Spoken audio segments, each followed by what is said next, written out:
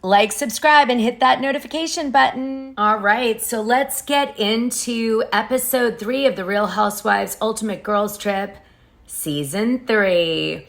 Why? Well, because it's almost the 30th of March and the next batch will be out.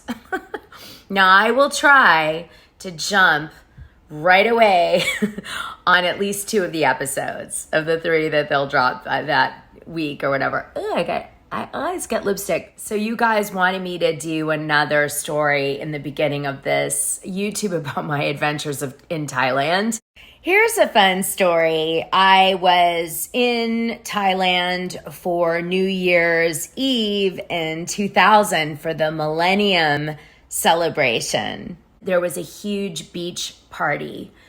And Angie Everhart was there. And she used to be at all the parties. She was a big party girl. She married Ashley Hamilton for a hot minute. He was like a serious player. Oh my God, that just made me think of Hamilton's. Oh, if you're from LA, you know what I'm talking about. There was a cigar wine bar that was owned by Ashley's dad, George Hamilton.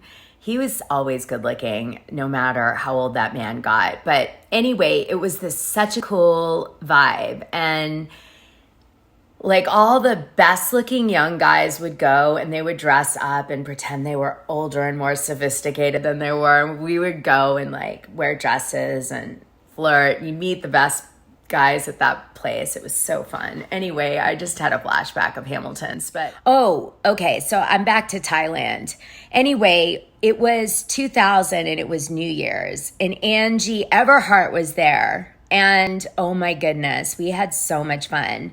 There was fire eaters and fire throwers all down the beach and everybody was drunk and high and woo, and it was the millennial and it was we didn't know if the world was going to end or what was going to happen. So we were a little reckless. I need anthem music, forever young or something like that in the background. But it was so fun. Another classic spot that I wish would come back is Chasen's. It was on Cannon Drive, and the grandson of the original Chasen's, what was his name? Grady Sanders' grandson was running it. He was really cute.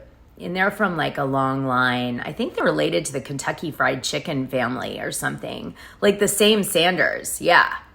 Anyway, Grady owned Chasen's. He was older. He was a grandpa, but he was sweet. That was a private club. And I was a member. I was one of the few female members of that club. And guess who served me there? Erika Girardi. I never met any hot guys there. They were all ancient and old. But it was a good place to do business. Take older clients to and have them be impressed that you are a member of the Chasen's Club. But I certainly didn't, meet men there or even really party there. It was very stuffy old school. But I liked to do those things when I was young. And Erika was very good at her job as a waitress. Just saying. So episode 3 still is sitting at this really strange lady boy dinner that Candiace is throwing for the women. And they begin to kind of become unhinged as the evening goes, which is pretty normal because they always keep you in a location way too long and everyone gets way too drunk and irritable. And it, of course, starts to happen as it always does. And the women start to fight. Leah McSweeney begins to get rude in a way because she's sober and she's sitting there for hours. So she's really irritable.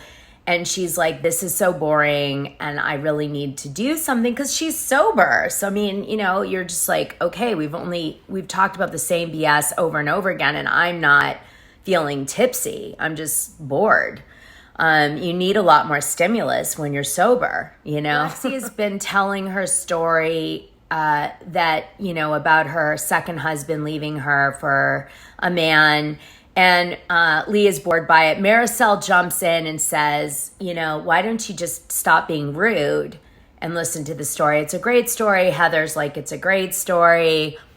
And that's it. And then there's a little bit of shade tossed around the table. We've got kind of Candiace and Portia beginning to get pissed at each other. We've got Leah versus Gizelle, Leah versus Marisol, Leah versus Alexia, Leah versus pretty much everybody at that table except for Candiace.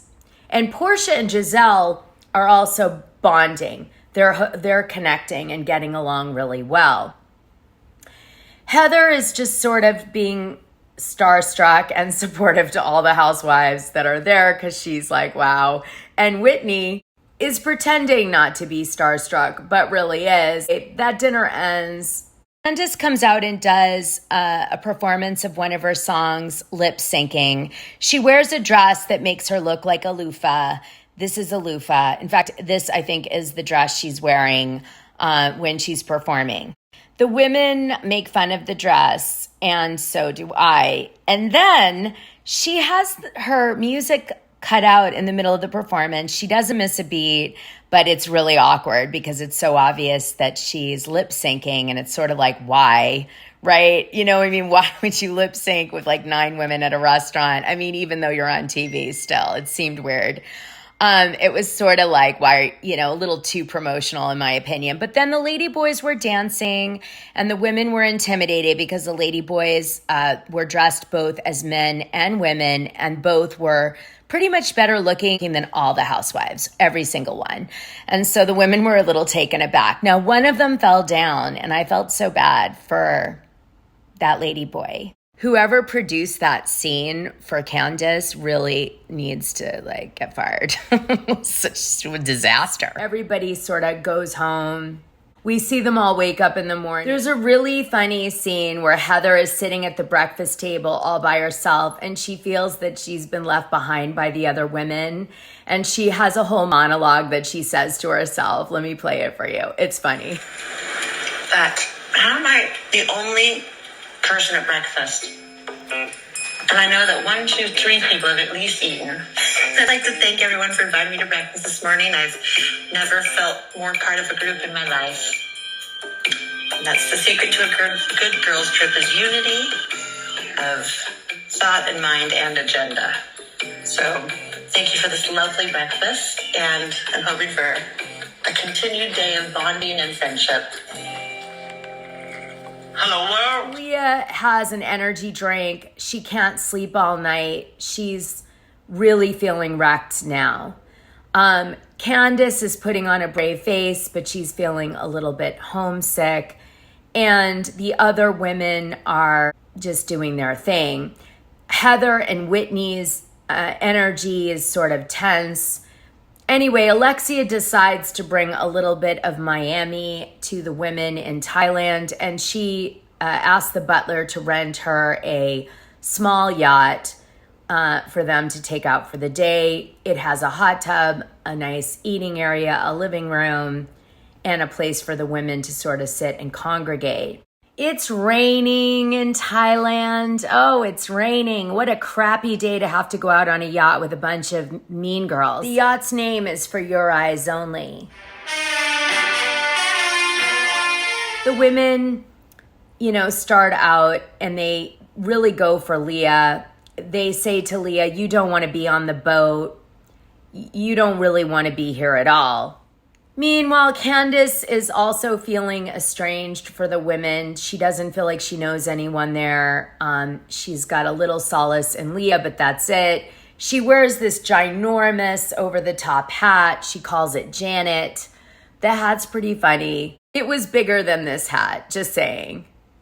Let me show you a picture. I mean, it does look like a nipple cover, doesn't it? Or a boob. But she's wearing it on her head. It's just huge. Anyway, the women have fun making fun of this hat for a while. So did I. So let me take you through the feuds so you're aware of it. There really wasn't that much tea in it, but I will share them with you. Okay, fight number 1 is that Gizelle and Portia think Leah does not want to be on the trip and keeps complaining about how boring it is. And then when they give her the floor to do something for the show, is the read between the lines, Leah kind of backs off and pretends like she doesn't want the limelight. And then she plays a victim. So the women argue about that. Fight number 2 is the fact that Heather Gay still wishes that Leah McSweeney was drinking alcohol even though she's sober and has said this could kill her. And Heather explains that she's the type of friend that, if you want something, she's going to get it for you, even if it destroys your life. That's just who she is. And Leah's like, I don't think I would call Heather if I had a crisis in my sobriety. But all the women, oddly, are trying to make Leah drink on this trip, which is really so dark to me. I don't know why the producers went off on this trajectory. So then they play a game to pass the time, which is everybody picks a fan that Alexia has brought with a fun Spanish saying on it that's slang. And that slang statement is supposed to define who you are. And seemingly they were good for each person who chose them. So what were they? Well, Candiace pulls out a fan that says a big mess. Leah McSweeney pulls out a fan that says a bullshitter. Heather pulls out a fan that says gossip. And Portia pulls out a fan that says a heated situation. And Gizelle is what's going on. And Alexia is unbothered. And Marisol is what's going on, help me. Now, Marisol is still suffering from this problem, and Leah McSweeney does call out that she thinks Marisol may be having withdrawal symptoms. And we're going to see Leah pass out for some reason, and then she's in pain, and she has an IV in her, and she's at the hospital, but we don't know what happens to her. My only thought is that she's drinking energy drinks and she's dehydrated, and maybe she got over dehydrated and tired and so fainted, and they brought her to the hospital to check her out and give her IV so she could get nutrients and fluids in her body. I think that's what's going to happen. It's certainly not related to alcohol, but that's what I think. Although what the producers seem to imply is that Leah's gone off the wagon, and that maybe that's why she's at the hospital. And I think that's why they included this storyline, is to sort of build up a thought that with the preview, that might be the reason Leah ends up in the hospital, that she might have given in to all this peer pressure of drinking and then got sick. If so, that would be so shady. But I don't think that's what they did. I do think she has another issue, but the producers put it in there to make you think that that could be a possibility. Heather and Whitney get into a big fight. This time it's because Whitney was throwing shade on purpose about Heather to the women in the group on the bus. And she was saying on the way to home from the restaurant or something the night before that Heather was still on the Mormon roster. And there's a database where the Mormons will say these people are members and they hit you up with different things. And in Whitney's viewpoint, she felt that if Heather wrote the Bad Mormon book and was abandoning Mormonism to the degree that she's presenting on the show, why would she leave herself in that database? Wouldn't you think she'd remove herself? And Whitney found a way to do that for cheap using an attorney that specializes in removing Mormons from this list with a boilerplate approach. Anywho, Whitney feels that Heather is a hypocrite for remaining on this list and writing the Bad Mormon book. And Heather says, listen, lady, you were not a Mormon for 15 years and you're just getting off the list now. I only stopped being a Mormon a few years ago and I'm still working through all of the things as I go. I've obviously publicly spoken about being anti-Mormon, and that is out in the media, and I'm writing a book. I'm alienated from my family and other members of the Mormon church.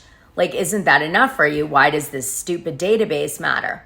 To Whitney is trying to imply that Heather is doing this as a storyline, that she is not really truly out of the Mormon church completely. And that is it. Now, this really hurts Heather. And Heather is like, I can't believe you, bitch, are coming for my book that I just released. Because remember, when this was shot, they hadn't shot the Real Housewives of Salt Lake City reunion. The book had just come out. So Heather's like, are you serious that you're dragging my book that I just released and worked so hard to promote all over the country? You're dragging my book on the Real Housewives Ultimate Girls Trip and making it like it's an inauthentic Leave the Mormon Church book? I'll destroy you. Whitney knows that is like a serious hot button for Heather. She must have been fuming. Heather has so few Achilles heels, and that is one. And Whitney went for it, and she used her closeness to do it. She's lethal. So then Whitney, at my dismay, brings up Heather Gay's black eye again, which is so boring this late in the game, watching it. But Heather admits on the show the real thing that happens to her, which of course the women don't believe the real thing that happens to her. I mean, since when is it easier to believe a lie? I have to think about that. That's deep. Now, the Patreons and the YouTubers that have watched my channel for a long time, my Salt Lake City videos, know that theory one that they said on Ultimate Girls Trip season 3 that Heather says is what happened is the correct theory. That's exactly what happened. Heather Gay hit her face on an apparatus several times. It was a poorly designed bathroom, and she did it one time really hard drunk, and that's where she got her black eye. But everybody's trying to push that it's Jen Shah doing it. It's Jen Shah doing it, and that narrative, although everyone is pushing it, is just not true. Don't know what else to say. So anyway, but Heather does try to say finally the truth on camera and push it on people. And again, she's denied the truth. It's like crazy. Gizelle then jumps in and she gives her theory as to what she thinks happened. And of course, her theory includes Jen Shah punching Heather in the eye, either when they were horsing around or whatever. But whatever. Gizelle doesn't know what she's talking about. She needs to, for someone who's such a A+ gossiper, she doesn't study the gossip very well. Just saying.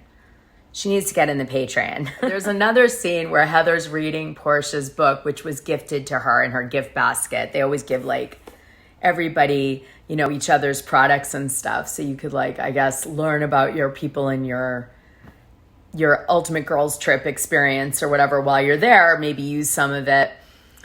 So Heather's reading the book and she's like, once upon a time, I was a hoe. And then I used my honus to, get far or something like that. It's on that tip, but it's so funny. She's obviously drunk when she's doing it, but it's really, really funny. Portia should have called her book Once Upon a Time I Was a Hoe. That would have bestseller. Instant bestseller. So Heather is also made to look like a snitch, and that's the other thing. She's in real life, she really hates Whitney during the shooting of this show. So it's real what we're watching, which is entertaining.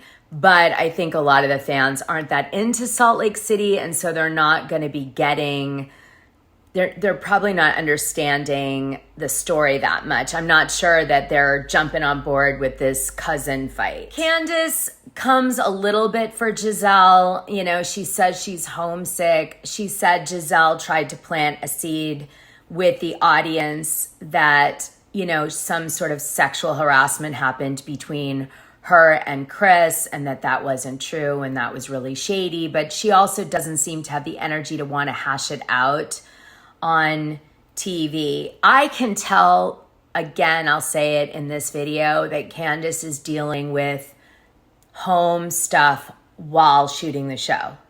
And her head is not 100% in the game. She's drained. Her head is somewhere else. It's so obvious. And she's trying. She's really trying to stay present. All right, so let's talk turkey. What'd you think of episode 3, you guys? Were these feuds, are we done with these feuds, rehashing it? I mean, was that maybe some feedback for Peacock? Don't rehash old feuds unless you're going to spill some tea. Could that be some feedback we want to give them? Whose side are you on, Whitney or Heather? Are you pro Portia and Gizelle's friendship? And do you feel Leah's being bullied or deserves it? Why is everyone coming for Leah? Is she an easy target? Is Leah asking for it? Is that how she plays the housewife game? Do you care about Heather and Whitney's cousin dispute? And do you feel that Heather's a traitor or a snitch on the Mormons? Do you think that Heather secretly is a Mormon still, and she's just trying to monetize like Whitney would like you to believe? Or do you think Whitney's just thirsty and she's just like doesn't have a lot to talk about, so she, has to just keep bringing up Heather's stuff? I mean, Whitney, just go hit your eye on something already. Oh, by the way, there's a scene where Whitney is saying, should I show the picture of the black eye? Should I show the picture of the black eye? And they make this whole thing about it. And I'm like, okay, just grab a phone and Google it. Like the women are like, let me see. I'm like, Google it. I mean, it was all out in the public by then. It just was, it was silly. That part was silly. That's why I didn't even cover it. So what else? Let's see. Do you feel bad for Candiace? Are you worried about her relationship with Chris? I am. Some people believe, by the way, that Chris may have had a thing for Ashley. I mean, I know it played out on the show, but for real, and that might have caused tension between Candiace and Ashley. And I kind of tend to believe that. Shh. Okay, so a few more. Do you think Marisol should quit drinking now? Because she seems to be getting sick. And do you think Alexia is just rehashing old stuff? Like, has she brought anything to the show? I don't really think so. What do you guys think? Note to self, write a book called Once Upon a Time, I Was a Hoe.